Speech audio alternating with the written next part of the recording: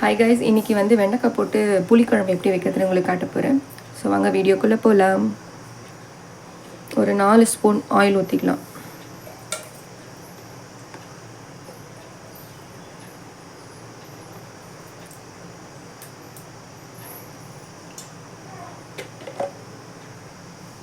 எண்ணெய் காய்ச்சிருச்சு. இப்போது வந்து ஒரு 1/2 ஸ்பூன் கடுகு,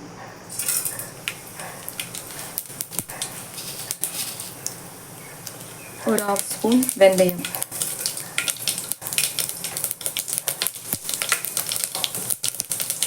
ஒரு 1/2 ஸ்பூன் சீரகம்,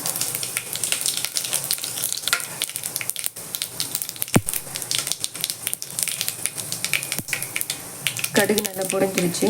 நான் வந்து 2 காஞ்ச மிளகா,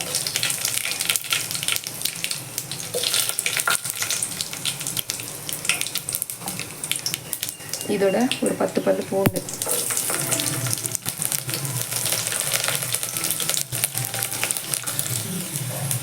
பூண்டு நல்லா வதங்கிடுச்சு. இதோட ஒரே ஒரு ஆனியன் மட்டும் கட் பண்ணி வச்சுருக்கேன், அதை போட்டுக்கலாம்.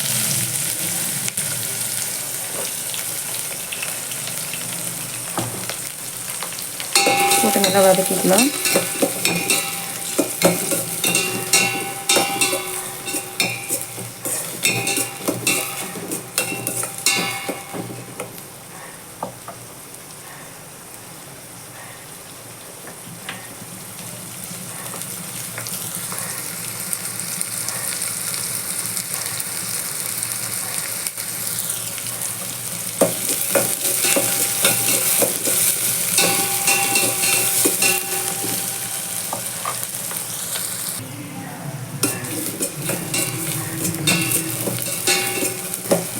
வெங்காயம் நல்லா வதங்கிடுச்சு. நம்ம வந்து ஒரு 2 தக்காளி கட் பண்ணி வச்சுருக்கேன். நீங்கள் வந்து புளி வந்து உங்களுக்கு ஏற்ற மாதிரி 2 தக்காளியோ இல்லை 3 தக்காளியோ வச்சுக்கலாம். நான் வந்து 2 தக்காளி ஒரு வெங்காயம் ஆட் பண்ணியிருக்கேன்.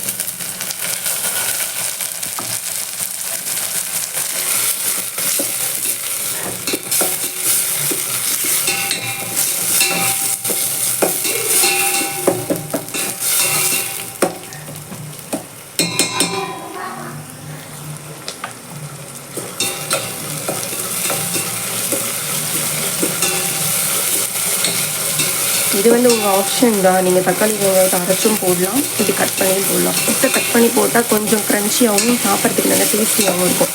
அதனால் நான் வந்து கட் பண்ணி தான் செய்வேன் எப்போவுமே.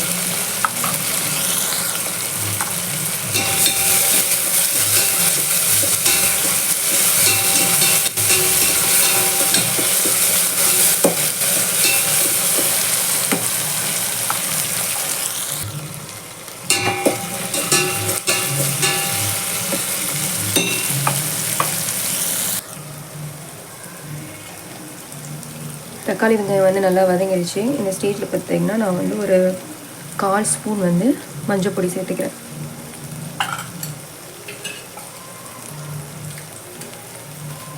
இந்த குழம்புக்கு தேவையான அளவு சால்ட்டு,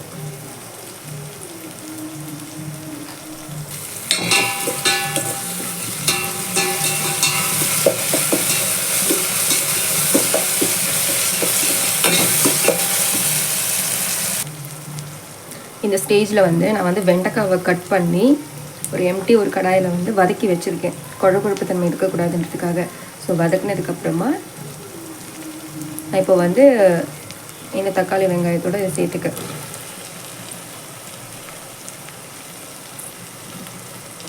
சேர்த்துட்டு நல்லா வதக்கிடுவோங்க.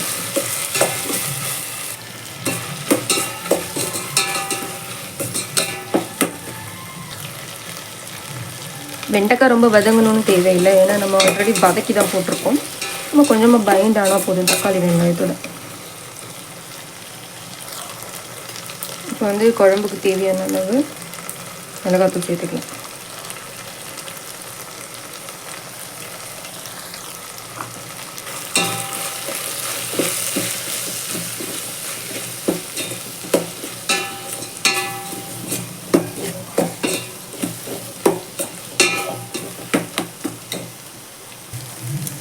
இந்த ஸ்டேஜில் வந்து நான் வந்து புளியை வந்து கரைச்சி ஃபில்டர் பண்ணி வச்சுருக்கேன், அதை சேர்த்துக்கலாம். குழம்புக்கு தேவையான அளவு கொஞ்சம் தண்ணி சேர்த்துக்கலாம்.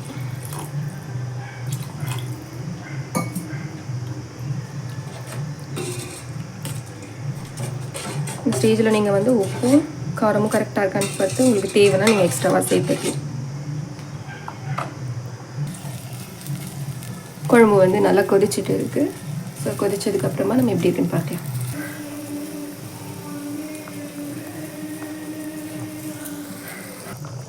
குழம்பு நல்லா வந்து கொதிச்சிட்ருக்கு. இந்த ஸ்டேஜில் வந்து ஒரு 2 பிஞ்ச் அளவுக்கு பெருங்காயம் எப்படி சேர்த்துக்கலாம்.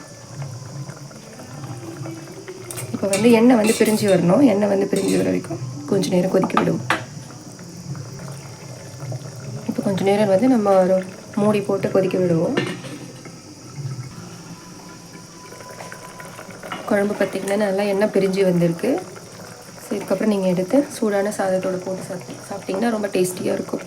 ஸோ நீங்களும் உங்கள் வீட்டில் ட்ரை பண்ணி பாருங்கள். பாய்.